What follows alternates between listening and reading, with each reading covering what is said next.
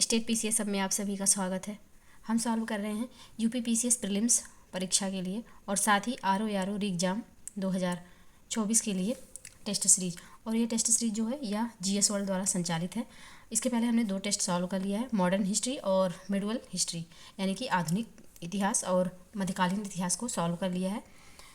अगर वो टेस्ट आपने अभी तक नहीं देखा है तो चैनल पे दोनों वीडियो अपलोड हैं, आप लोग जाके देख सकते हैं। वीडियो पसंद आए तो प्लीज़ लाइक और शेयर कर दीजिएगा, चैनल को प्लीज़ सब्सक्राइब कर लीजिए। तो चलिए इस टेस्ट को सॉल्व करते हैं और इस टेस्ट में आप लोग अपना फीडबैक कमेंट सेक्शन में ज़रूर दीजिएगा कि आपको ये टेस्ट कैसा लगा। तो चलिए स्टार्ट करते हैं। आप लोग को यहाँ आगे देखी गया होगा कि ये एनिशिएंट इंडिया यानी कि प्राचीन भारत या प्राचीन इतिहास से संबंधित टेस्ट है और 2 घंटे का समय और टोटल मार्क्स इसके जो हैं वह हैं 200। ये बाईलिंगुअल है, यानी कि दोनों भाषाओं में, हिंदी और इंग्लिश में है। हम हिंदी वाला पोर्शन यहाँ पे सॉल्व कर रहे हैं। चलिए स्टार्ट करते हैं। प्रश्न सूची 1 को सूची 2 से सुमेलित कीजिए। नीचे दिए गए कोड से सही उत्तर चुनिए। अर्थशास्त्र के लेखक कौन थे? तो अर्थशास्त्र के लेखक विष्णुगुप्त यानी कि कौटिल्य थे। चचनामा के जो लेखक थे यह थे अली अहमद। अष्टाध्यायी के लेखक पाणिनि और वेद जो रचयिता थे ये थे वेदव्यास। तो यहाँ पे 1 2 3 4 इसका सही आंसर हो जाएगा ऑप्शन सी। नेक्स्ट प्रश्न है प्राचीन विदेशी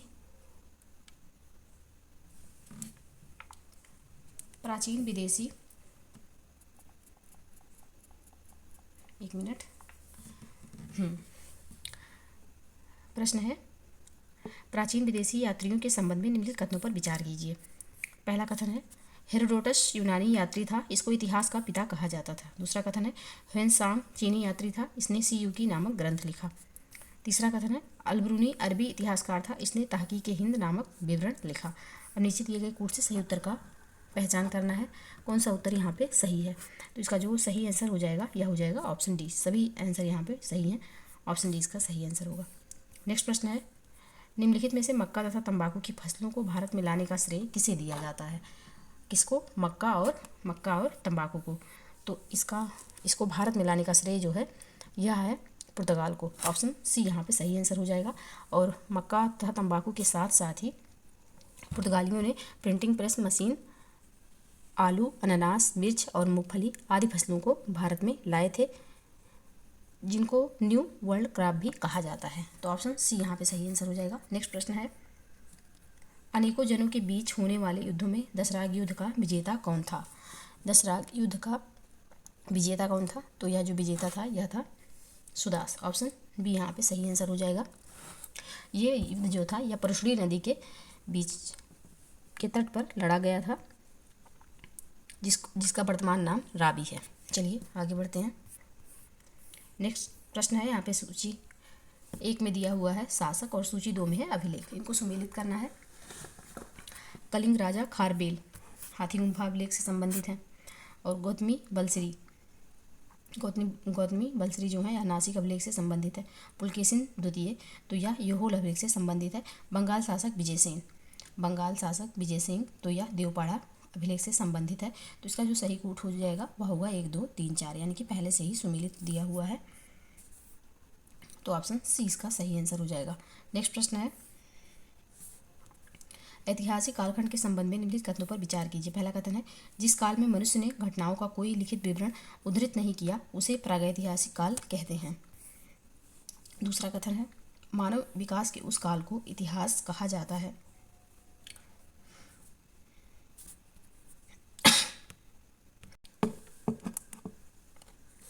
दूसरा कथन है मानव विकास के उस काल को इतिहास कहा जाता है जिसका विवरण लिखित रूप में उपलब्ध है। तीसरा कथन है आद्य ऐतिहासिक काल उस काल को कहा जाता है जिस काल में लेखन कला के प्रचलन के बाद उपलब्ध लेख पढ़े नहीं जा सके। तो यहाँ पे कौन सा कथन सही है? तो यहाँ पे सभी कथन जो हैं बिल्कुल सही हैं, ऑप्शन सी इसका सही आंसर हो जाएगा। नेक्स्ट प्रश्न है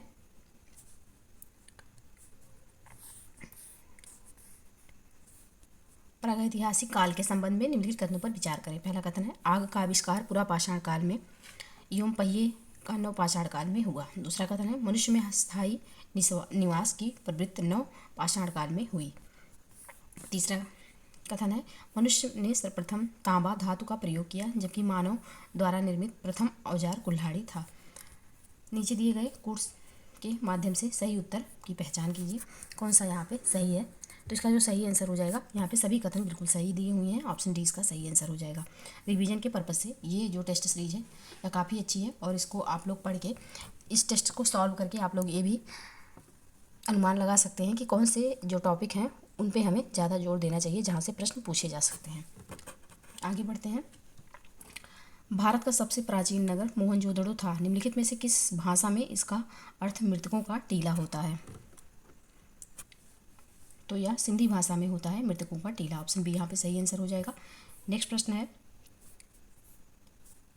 सिंधु घाटी सभ्यता के संबंध में निम्न कथनों पर विचार कीजिए। पहला कथन है सिंधु घाटी की लिपि लघु चित्रात्मक अभिलेख के रूप में थी। दूसरा कथन है सिंधु घाटी की लिपि बाईं से दाईं ओर लिखी जाती थी।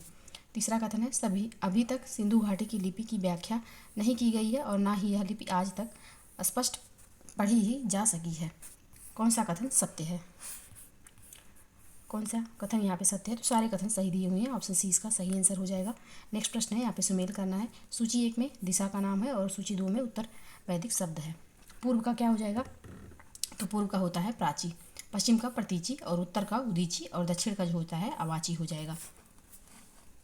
ये जो दिए हुए हैं, जो शब्द दिए हुए हैं, दिशाओं के नाम दिए हुए हैं, और जो प्राचीन उत्तर वैदिक कालीन शब्द हैं। यहाँ से आपको आरो यारो हिंदी में प्रश्न पूछा जा सकता है, अपोजिट भी पूछा जा सकता है, तो इसके लिए आप लोग इसको याद रखिएगा। पूर्व का जो उत्तर वैदिक नाम या शब्द था प्राची था, पश्चिम का प्रतीची, उत्तर का उदीची, और दक्षिण का अवाची।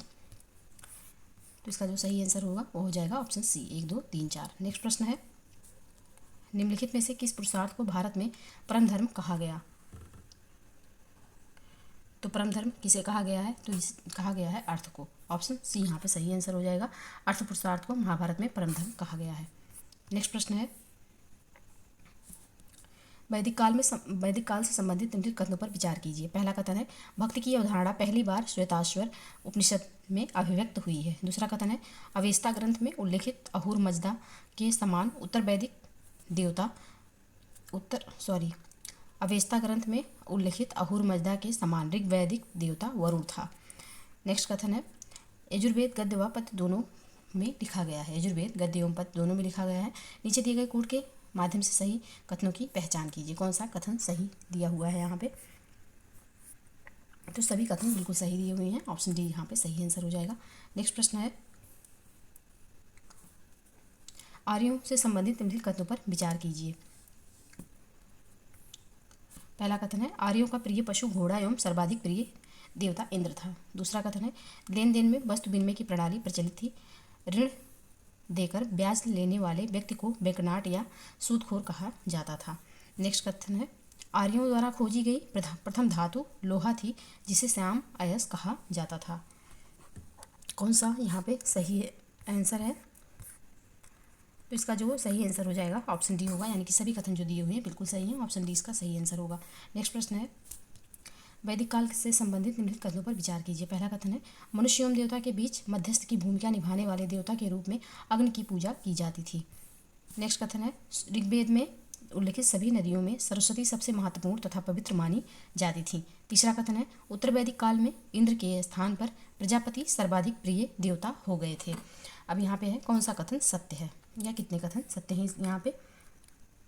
तो यहाँ पे सारे कथन सही दिए हुए हैं, ऑप्शन सी यहाँ पे सही आंसर हो जाएगा। ये PDF जो है आपको हमारे टेलीग्राम चैनल पर मिलेगा, और टेलीग्राम चैनल का लिंक हम इस वीडियो के डिस्क्रिप्शन बॉक्स में दे देंगे, वहाँ से आप टेलीग्राम चैनल ज्वाइन कर सकते हैं।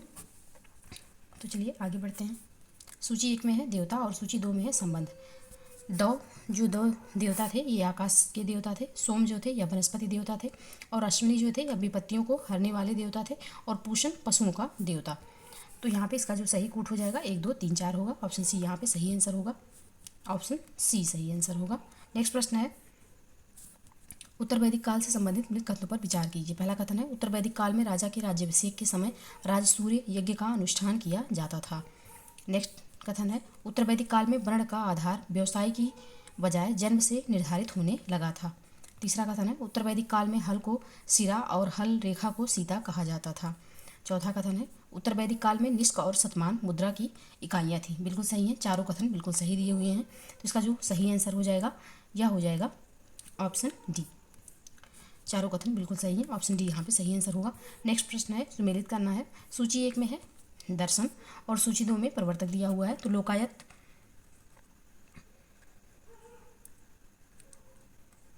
दर्शन के जो प्रतिपादक थे या प्रवर्तक थे यह थे चरवाक। सांख्य के जो थे यह कपिल हैं। और उत्तर मीमांसा के जो प्रवर्तक हैं यह हो जाएंगे वदरायण और बादरायण। और वैशेषिक के जो प्रवर्तक हैं यह कणाद या उल्लूक होंगे। तो इसका जो सही कूट होगा वह होगा 1, 2, 3, 4। ऑप्शन सी में है, तो ऑप्शन सी इसका सही आंसर हो जाएगा। नेक्स्ट प्रश्न है सिंधु घाटी या हड़प्पा सभ्यता के संबंध में निम्न कथनों पर विचार कीजिए। पहला कथन है पर्दा प्रथा एवं वेश्यावृत्ति सिंधु सभ्यता में प्रचलित थी। दूसरा कथन है सिंधु घाटी के नगरों में किसी भी मंदिर के अवशेष नहीं मिले। तीसरा कथन है स्त्री मृण मूर्तियाँ मिट्टी की मूर्तियाँ अधिक मिलने से ऐसा अनुमान लगाया जाता है कि सिंधु सभ्यता मातृसत्तात्मक थी। चौथा कथन है सिंधुवासी सूती एवं मुनि वस्त्रों का प्रयोग करते थे। कौन सा कथन यहाँ पे सही है? तो यहाँ पे सभी कथन बिल्कुल सही है, ऑप्शन डी इसका सही आंसर हो जाएगा। ऑप्शन डी यहाँ पे सही आंसर होगा।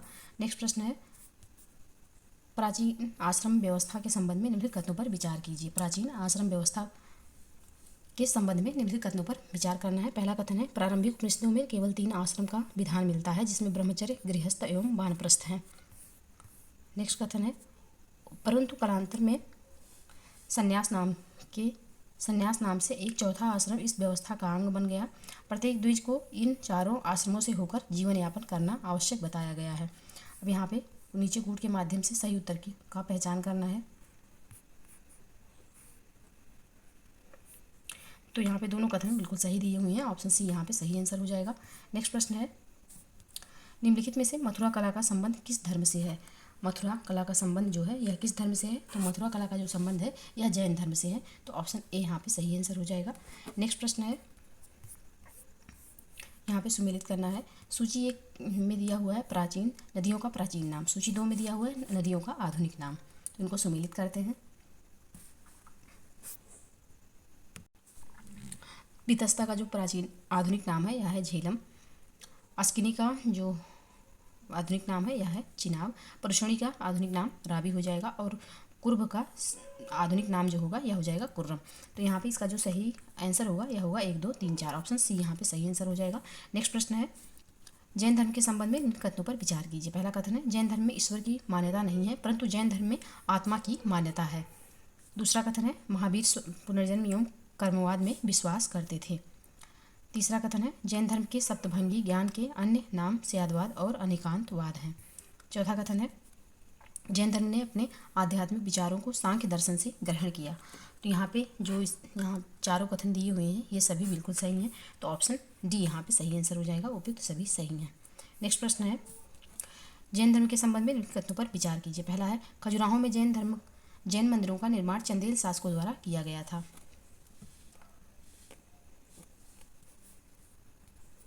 सही है, जो कि सही है। दूसरा कथन है मौर्योत्तर युग में मथुरा जैन धर्म का प्रसिद्ध केंद्र था। ये भी सही है। तीसरा कथन है जैन तीर्थंकरों की जीवनी भद्रबाहु द्वारा रचित कल्पसूत्र में है। ये भी सही है। चौथा कथन है जैन तीर्थंकरों में संस्कृत का सबसे अच्छा विद्वान नय चंद्र था। नीचे दिए गए कोर्स के माध्यम से बताइए कि उपयुक्त में से कितने कथन सत्य हैं। तो यहाँ पे सारे कथन सत्य हैं। ऑप्शन डी इसका सही आंसर हो जाएगा।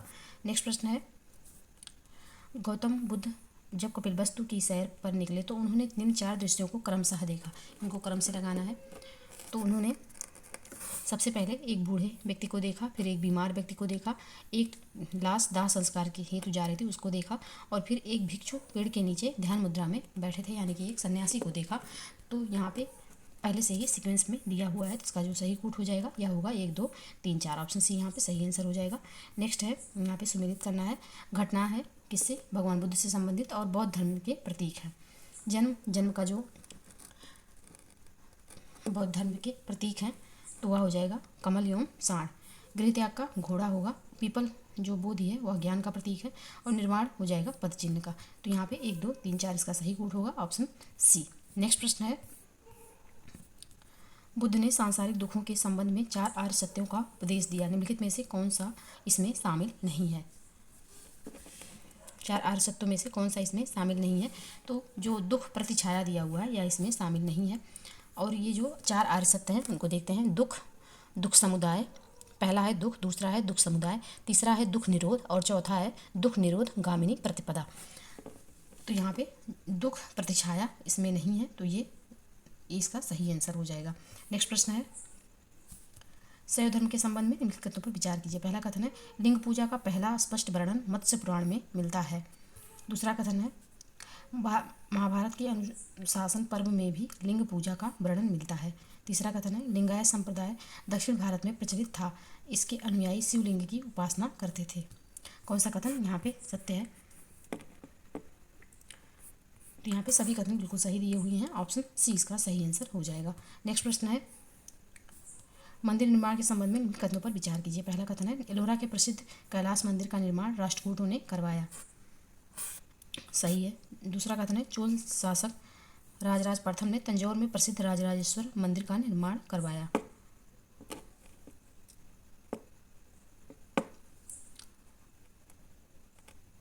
तो यहाँ पे ए बी कथन सही है। तीसरा है, राजराजेश्वर मंदिर को बृहदीश्वर मंदिर के नाम से भी जाना जाता है। राजराजेश्वर मंदिर को बृहदेश्वर मंदिर के नाम से भी जाना जाता है, तो ये भी सही है। तो इसका जो सही आंसर हो जाएगा यह हो जाएगा ऑप्शन डी, उपयुक्त सभी सही हैं। नेक्स्ट प्रश्न है, सूची 1 को सूची 2 से सुमेलित कीजिए। पहले में है, सूची 1 में है प्रमुख संप्रदाय, सूची 2 में है आचार्य। वैष्णव संप्रदाय, तो ये किसके, इसके जो आचार्य हैं वह हैं रामानुज। ब्रह्म संप्रदाय, इसके आचार्य हैं आनंद तीर्थ। रुद्र संप्रदाय, इसके आचार्य वल्लभाचार्य। और सनक संप्रदाय के जो आचार्य हैं यह हैं निम्बार्क। तो इसका जो सही कोड होगा 1 2 3 4 होगा, ऑप्शन सी में है, तो ऑप्शन सी इसका सही आंसर हो जाएगा। नेक्स्ट प्रश्न है, महाकाव्य काल के संबंध में निम्नलिखित कथनों पर विचार कीजिए। पहला कथन है, महाकाव्य काल में मुख्य रूप से राजतंत्र का बोलबाला था। दूसरा कथन है, महाभारत में 5 गणतंत्रात्मक राज्यों का भी उल्लेख मिलता है। तीसरा कथन है, इन 5 का एक संघ था जिसके अध्यक्ष कृष्ण थे, इन संघ के अंतर्गत प्रत्येक गण को स्वायत्त शासन प्राप्त था। यहाँ पे कोड के माध्यम से सही आंसर चुनना है, तो यहाँ पे इसका जो सही आंसर हो जाएगा ऑप्शन डी होगा। उपयुक्त सभी कथन यहाँ पे सही हैं, तो ऑप्शन डी इसका सही आंसर हो जाएगा। नेक्स्ट प्रश्न है, अंगुत्तर निकाय की सूची में जिन 16 महाजनपदों का उल्लेख हुआ है इनमें 2 प्रकार के राज्य थे, इस संबंध में निम्नलिखित कथनों पर विचार कीजिए। राजतंत्र, राजतंत्र, इनमें राज्य का अध्यक्ष राजा होता था। राजतंत्र, इनमें राज्य का अध्यक्ष राजा होता था, सही है। गणतंत्र, ऐसे राज्यों का शासन राजा द्वारा ना होकर के गण अथवा संघ द्वारा होता था। हाँ, तो ये भी सही है, दोनों कथन यहाँ पे सही दिए हुए हैं। यहाँ पे पूछा गया है कौन सा असत्य है, तो दोनों में से कोई भी यहाँ पे असत्य नहीं है, तो ऑप्शन डी यहाँ पे सही आंसर हो जाएगा। नेक्स्ट प्रश्न है, उदयन के उत्तराधिकारियों तथा हर्यक वंश के अंत के संबंध में निम्नलिखित कथनों पर विचार कीजिए। पहला कथन है, बौद्ध ग्रंथों में उदयन के 3 पुत्रों का उल्लेख है, इन तीनों को पितृहंता कहा गया है। दूसरा कथन है, अंतिम राजा नागदर्शक कुछ प्रसिद्ध था, पुराण में उसे दर्शक कहा गया है, ये तीनों शासक अत्यंत निर्बल एवं विलासी थे। तीसरा कथन है, जनता ने इन पितृहंताओं को सिंहासन से उतारकर शिशुनाग नामक एक योग्य अमात्य को राजा बनाया। मगध में जिस नवीन वंश की स्थापना हुई वह थी शेषुनाग वंश, वह शेषुनाग वंश के नाम से प्रसिद्ध हुआ। कोड के प्रयोग से सही आंसर का चयन करें। तो यहाँ पे सभी कथन बिल्कुल सही दिए हुए हैं, ऑप्शन डी यहाँ पे सही आंसर हो जाएगा। नेक्स्ट प्रश्न है, जैन धर्म के संस्थापक एवं प्रथम तीर्थंकर कौन थे? जैन धर्म के संस्थापक एवं प्रथम तीर्थंकर कौन थे? तो यह थे ऋषभदेव, ऑप्शन ए यहाँ पे सही आंसर हो जाएगा। और जैन धर्म में टोटल जो है 24 तीर्थंकर हुए थे। सभी जीवों की रक्षा करना जैन धर्म का मूल मंत्र था। क्या अभी भी है? तो ऑप्शन यहाँ पे ए सही आंसर हो जाएगा। जैन धर्म के संस्थापक ऋषभदेव थे। नेक्स्ट प्रश्न है, मगध साम्राज्य के संबंध में निम्न कथनों पर विचार कीजिए। पहला है, मगध की आर्थिक समृद्धि ने राजधानी पाटलिपुत्र को शिक्षा एवं साहित्य का प्रमुख केंद्र बनाया। सही है। दूसरा कथन है व्याकराचार्य पाणिनि महापद्मानंद के मित्र थे और उन्होंने पाटलिपुत्र में ही रहकर शिक्षा पाई थी। तीसरा कथन है मगध महाजनपद की सीमा उत्तर में गंगा से दक्षिण में बिंद तक तथा पूर्व में चंपा से पश्चिम में सोन नदी तक विस्तृत थी। कूट का प्रयोग कर सही आंसर दीजिए। तो इसका जो सही आंसर होगा ऑप्शन डी हो जाएगा। सभी कथन यहाँ पे सही दिए हुए हैं। नेक्स्ट प्रश्न है सिकंदर को प्रशासनिक विभाजन के संबंध में निम्नलिखित कथनों पर विचार कीजिए। सिकंदर के प्रशासनिक विभाजन के संबंध में निम्नलिखित कथनों पर विचार करना है। पहला कथन है सिकंदर के आगमन के पूर्व पश्चिमोत्तर भारत अनेक छोटे छोटे राज्यों में विभक्त था। सिकंदर ने उन्हें विजित कर इन भागों में राजनीतिक एकता की स्थापना की। दूसरा कथन है उसने इस संपूर्ण प्रदेश को 4 प्रशासनिक इकाइयों में विभक्त किया। तीसरा कथन है उसने सिंधु नदी के निचले भाग में एक जो राज्य स्थापित किया उसका छत्रप पिथोन को बनाया गया। अपने इस कार्य द्वारा सिकंदर ने अप्रत्यक्ष रूप से भारतीय एकता को प्रोत्साहन दिया। कूट का प्रयोग करके सही आंसर का चयन करना है। तो यहाँ पे सभी कथन सही हैं। ऑप्शन डी इसका सही आंसर हो जाएगा। नेक्स्ट प्रश्न है किस मुस्लिम शासक के सिक्कों पर देवी लक्ष्मी की आकृति बनी है। तो देवी लक्ष्मी की आकृति जो है यह बनी है मोहम्मद घोरी के सिक्कों पर। ऑप्शन ए यहाँ पे सही आंसर हो जाएगा। नेक्स्ट प्रश्न है मौर्य काल में शिक्षा ग्रहण करने का सर्वाधिक प्रसिद्ध केंद्र कौन था। मौर्य काल में शिक्षा ग्रहण करने का सर्वाधिक प्रसिद्ध केंद्र कौन था। तो यह था तक्षशिला। ऑप्शन ए यहाँ पे सही आंसर हो जाएगा। नेक्स्ट प्रश्न है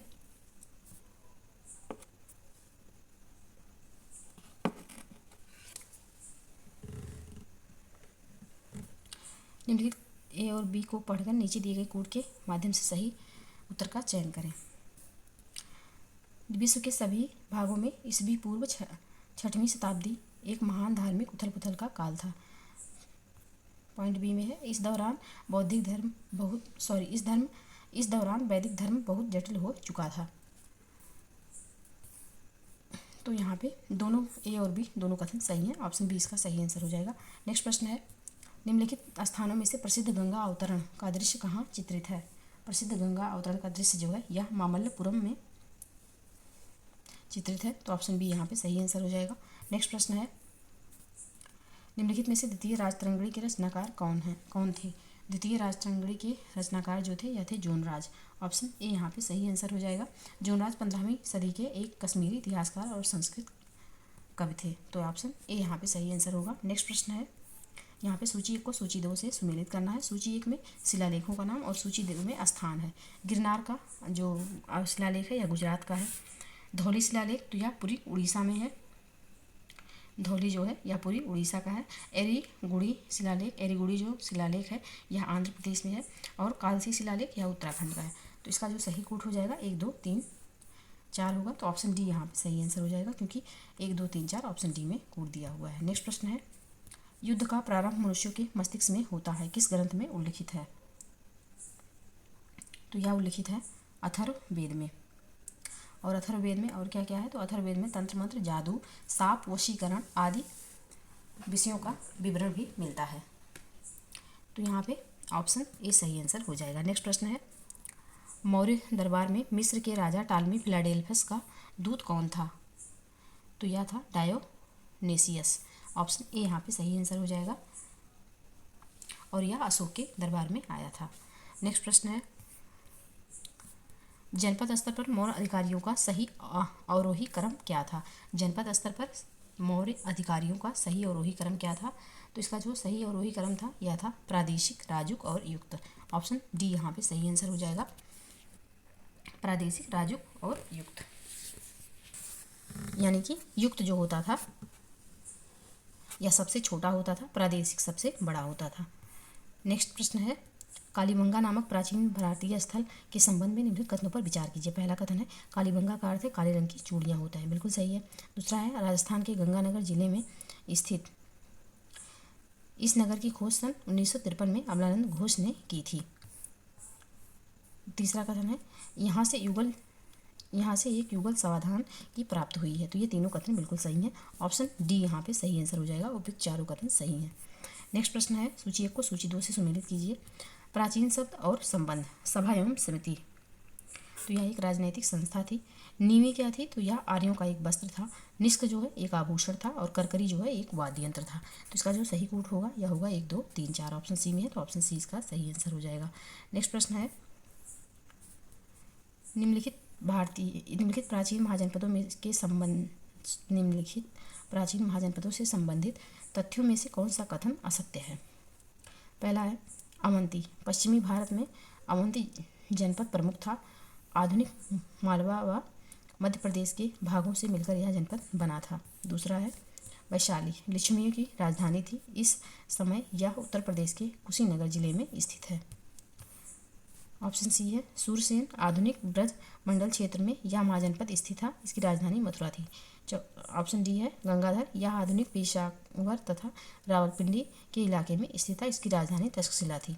कौन सा यहाँ पे 16 महाजनपद से संबंधित असत्य दिया हुआ है, तो ऑप्शन बी हो जाएगा, क्योंकि वैशाली लिच्छवियों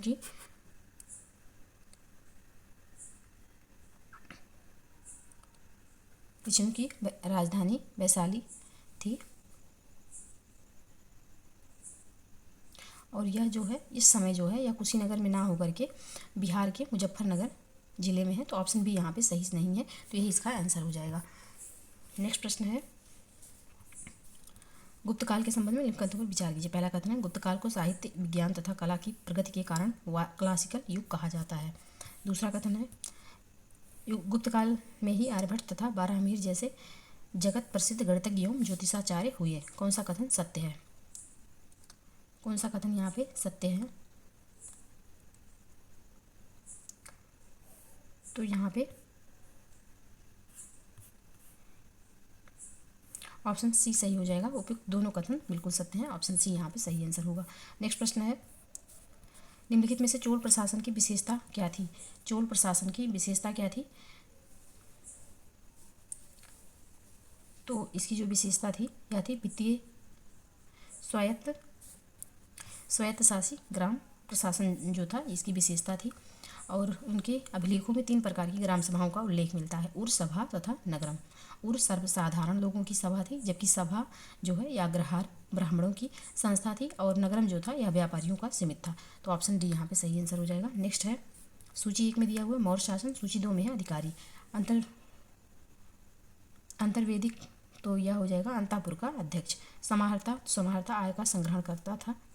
सन्निधाता तो राजकोषीय अध्यक्ष था।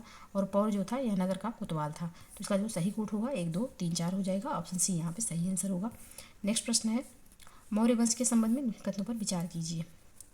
पहला कथन है, मौर्य वंश के उपरांत शुंग वंश का शासन प्रारंभ हुआ। दूसरा कथन है, अंतिम मौर्य शासक बृहदत्त की हत्या कर उनके सेनापति पुष्यमित्र शुंग ने शुंग वंश की स्थापना की थी। तीसरा कथन है, उसने अपने जीवन काल में 2 अश्वमेध यज्ञ किए थे। तो कूट के माध्यम से सही आंसर यहाँ पे देना है। तो इसका जो सही आंसर हो जाएगा, सारे कथन बिल्कुल सही दिए हुए हैं, तो ऑप्शन डी यहाँ पे सही आंसर हो जाएगा। नेक्स्ट प्रश्न है, सिंधु घाटी सभ्यता की सबसे बड़ी इमारत कौन सी थी? सिंधु घाटी सभ्यता की सबसे बड़ी इमारत जो थी यह थी मोहनजोदड़ो का अन्नागार। यह अन्नागार जो है 45.71 मीटर लंबा एवं 15.33 मीटर चौड़ा था। तो ये ऑप्शन बी यहाँ पे सही आंसर हो जाएगा। नेक्स्ट प्रश्न है, राजा की उत्पत्ति के विषय में प्रथम उल्लेख किस ग्रंथ में मिलता है? राजा की उत्पत्ति के विषय में प्रथम उल्लेख किस ग्रंथ में मिलता है? तो यह मिलता है ऐतरेय ब्राह्मण में। ऑप्शन सी यहाँ पे सही आंसर हो जाएगा। ऐतरेय ब्राह्मण में राजा की उत्पत्ति के विषय में सर्वप्रथम उल्लेख मिलता है, जिसमें बताया गया है कि उस समय राजा सामान्य उपाधियों के स्थान पर राजाधिराज, सम्राट, एकराट जैसी उपाधियाँ धारण करता था।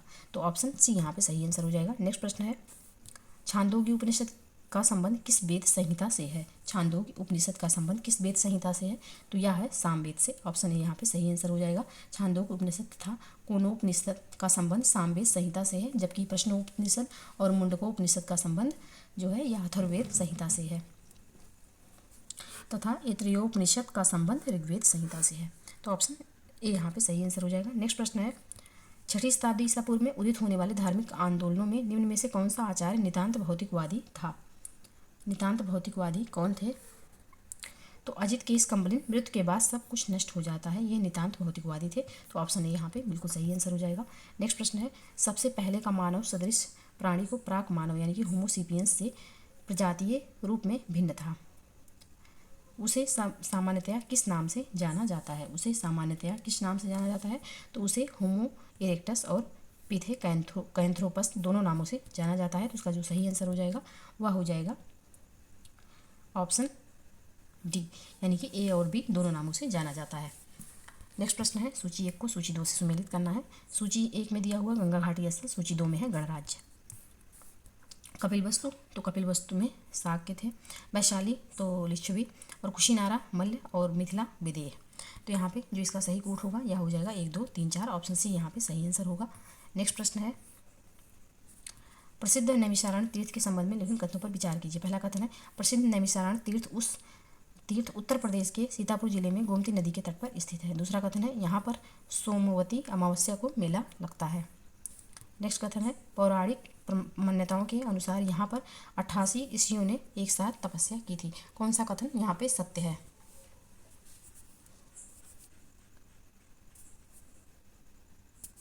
तो यहाँ पे जो सत्य कथन है वह तीनों कथन यहाँ पे सत्य हैं, तो ऑप्शन सी इसका सही आंसर हो जाएगा।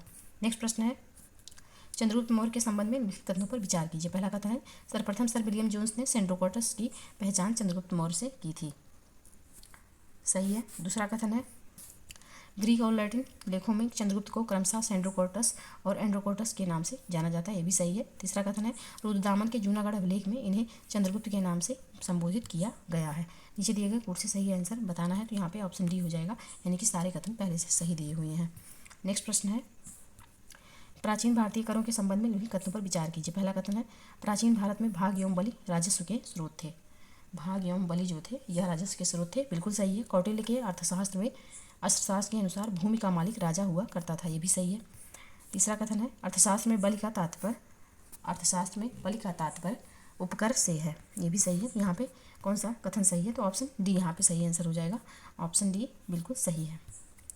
नेक्स्ट प्रश्न है, अशोक के राजस्व के संबंध में निम्नलिखित कथनों पर विचार कीजिए। पहला कथन है, अशोक ने अपनी लुम्बिनी यात्रा में भाग 1/6 से घटकर 1/8 कर दी थी। भू राजस्व की राशि जो है वह 1/6 से घटाकर 1/8 कर दी थी, जो कि बिल्कुल सही है। दूसरा है, राजकीय भूमि की व्यवस्था करने वाला प्रधान अधिकारी सीताध्यक्ष कहलाता था, ये भी सत्य है। अब यहाँ पे देखना है कि कौन सा कथन सत्य है, तो यहाँ पे दोनों कथन बिल्कुल सत्य हैं, ऑप्शन डी यहाँ पे सही आंसर हो जाएगा। नेक्स्ट प्रश्न है, अशोक के सारनाथ स्तंभ के संबंध में निम्नलिखित कथनों पर विचार कीजिए। पहला कथन है, सारनाथ स्तंभ धर्मचक्र परिवर्तन का निर्माण अशोक ने कराया था। दूसरा कथन है, इसको भारत के राष्ट्रीय चिन्ह के रूप में स्वीकार किया गया। तीसरा कथन है, मौर्यकालीन सभी स्तंभ बलुआ पत्थरों से निर्मित हैं। कौन सा कथन यहाँ पे सत्य है? तो सभी कथन यहाँ पे बिल्कुल सही दिए हुए हैं, ऑप्शन सी यहाँ पे सही आंसर हो जाएगा। नेक्स्ट प्रश्न है, प्राचीन शतरंज के संबंध में निम्नलिखित कथनों पर विचार कीजिए। पहला कथन है, यह उन प्रारंभिक खेलों में से एक है जो चतुरंग नामक युद्ध खेल के रूप में विकसित हुआ। दूसरा कथन है, यह भारतीय महाकाव्य में उल्लेखित एक युद्ध व्यूह रचना का संस्कृत नाम है। तीसरा कथन है, गुप्त काल के दौरान शतरंज के खेल का उद्भव भारत में हुआ। निम्नलिखित में से कौन सा कथन सत्य है? तो यहाँ पे तीनों कथन बिल्कुल सही हैं, ऑप्शन सी इसका सही आंसर हो जाएगा। नेक्स्ट प्रश्न है, सूची 1 को सूची 2 से सुमेलित कीजिए। पाणिनि की जो पुस्तक है यह अष्टाध्यायी विशाख दत्त की है, मुद्रा राक्षस, और कालिदास की है ज्ञान शाकुंतलम, और माणभट्ट की है कादम्बरी। तो यहाँ पे इसका जो सही कोट होगा यह हो जाएगा 1 2 3 4, ऑप्शन सी यहाँ पे सही आंसर होगा। नेक्स्ट प्रश्न है, कालिदास के संबंध में निम्नलिखित में से असत्य को पहचानिए, यानी कौन सा यहाँ पे ऑप्शन ऐसा है जो कालिदास के बारे में सही नहीं है।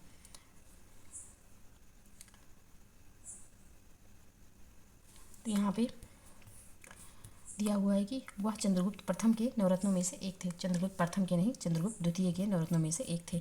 तो ऑप्शन बी जो है यह गलत दिया हुआ है कालिदास जी के बारे में, तो ऑप्शन बी यहाँ पे सही आंसर हो जाएगा।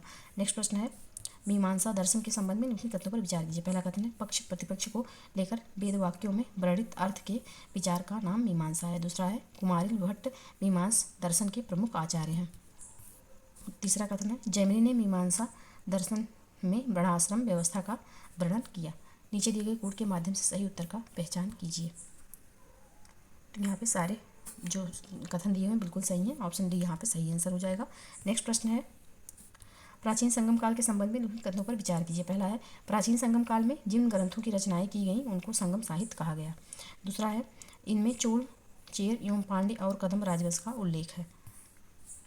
तीसरा कथन है, इसमें मुख्य रूप से राजाओं की प्रशंसा से संबंधित रचना को आगम तथा सामाजिक जीवन की रचनाओं को पुरम कहा जाता था।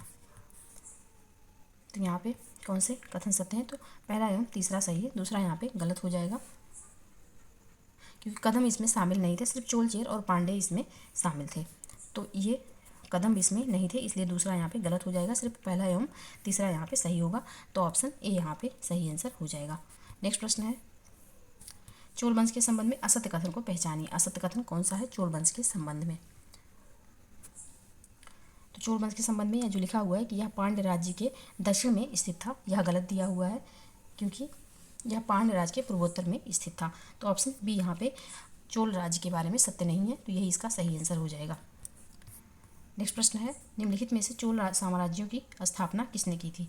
चोल साम्राज्य की स्थापना किसने की थी? तो चोल साम्राज्य की स्थापना विजयालय ने की थी, ऑप्शन सी यहाँ पे सही आंसर हो जाएगा। नेक्स्ट प्रश्न है, कनिष्क के संबंध में निम्नलिखित कथनों पर विचार कीजिए। पहला कथन है, कनिष्क के राज्याभिषेक की तिथि 1960 से पुरातत्व विभाग द्वारा आम सहमति से 78 ईस्वी को स्वीकार किया गया। दूसरा कथन है, 79 ईस्वी के से शक संवत का प्रारंभ माना गया। तीसरा कथन है, इसकी प्रथम राजधानी पेशावर यानी कि पुरुषपुर एवं द्वितीय राजधानी मथुरा थी। कौन सा कथन यहाँ पे सही है? सही उत्तर को पहचानना है। तो यहाँ पे दूसरा जो है गलत हो जाएगा क्योंकि ये 79 नहीं है, ये 78 ईस्वी है, तो ये गलत हो जाएगा। सिर्फ यहाँ पहला एवं तीसरा सही है, तो ऑप्शन बी इसका सही आंसर होगा। नेक्स्ट प्रश्न है, निम्नलिखित में से समुद्रगुप्त के संबंध में कौन सा कथन असत्य है? तो यहाँ पे समुद्रगुप्त के बारे में कौन सा कथन असत्य है? तो यहाँ पे जो दिया हुआ है, समुद्रगुप्त ने मेघबर्मन के बौद्ध विहार के निर्माण संबंधित अनुरोध को अस्वीकार कर दिया था।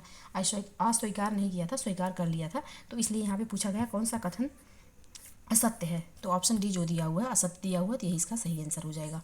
नेक्स्ट प्रश्न है, निम्नलिखित में से कनिष्क के संबंध में कौन सा कथन असत्य है? कनिष्क के संबंध में कौन सा कथन यहाँ पे असत्य है? तो ऑप्शन डी में दिया हुआ है कि कनिष्क के राजवैद्य अश्वघोष ने चरक संहिता की रचना की।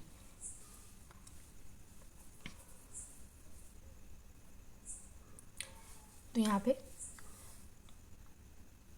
कनिष्क के जो राजकवि अश्वघोष ने बुद्धचरित तथा राजवैद्य चरक ने ये जो चरक संहिता है या इसकी रचना जो है, चरक संहिता की रचना जो है यह चरक ने की है, ना कि अश्वघोष ने। अश्वघोष की जो रचना है यह है बुद्धचरित, ना कि चरक संहिता। तो यही यहाँ पे गलत दिया हुआ है, तो यही इसका आंसर हो जाएगा क्योंकि प्रश्न में पूछा गया है कौन सा कथन असत्य है कनिष्क के बारे में। नेक्स्ट प्रश्न है, एक तरफ सूची 1 है राजवंश है, दूसरी तरफ सूची 2 में संस्थापक दिए हुए हैं। गढ़वाल वंश के जो संस्थापक थे कौन थे? तो यहाँ हैं चंद्रदेव। जीजाभुक्ति चंदेल के संस्थापक नन्नुक हैं। दारसमुद्र होयसल के संस्थापक विष्णुवर्धन हैं और वारंगल काकतीय के संस्थापक वेद प्रथम हैं। तो यहाँ पे जो इसका सही आंसर हो जाएगा यह हो जाएगा ऑप्शन ए, 1 2 3 4। नेक्स्ट प्रश्न है, भीमबेटका के संबंध में निम्न कथनों पर विचार कीजिए। पहला कथन है, भीमबेटका मध्य प्रदेश के रायसेन जिले में स्थित एक पाषाणिक आवासीय पुरास्थल है।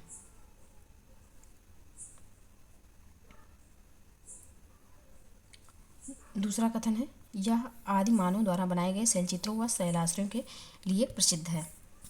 तीसरा कथन है, यह चित्र भारतीय उपमहाद्वीप में मानव जीवन का प्राचीनतम चिन्ह है। कौन सा कथन सत्य है? तो सारे कथन बिल्कुल सही है, ऑप्शन सी यहाँ पे सही आंसर हो जाएगा। तो आज हम इस क्लास को यहीं पे रोकेंगे क्योंकि हमने 75 प्रश्न जो है वो सॉल्व कर लिए